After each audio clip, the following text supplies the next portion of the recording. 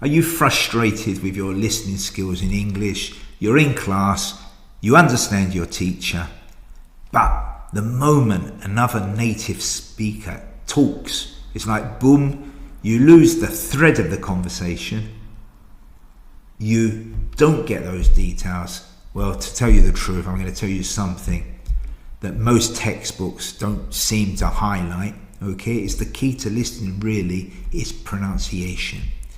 If you think the word vegetable is pronounced vegetable, when somebody says vegetable, you're probably not going to recognize it. So before you improve your listening, you need to improve how you hear the language. And that starts with learning the real sounds of English. That starts by really getting that pronunciation right.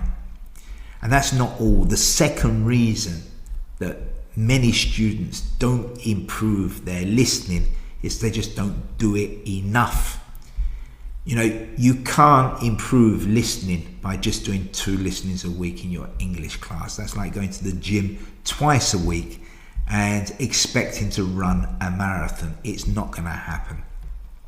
You need to listen to 5 or 6 minutes a day, real English, real accents, real speed, and you'll be surprised about how quickly your brain adapts. Now, if listening is something you've been struggling with, I've created a free guide. It's how to improve your listening skills in record time. I mean, it doesn't provide a miracle, but it provides some really good tips that can really help you.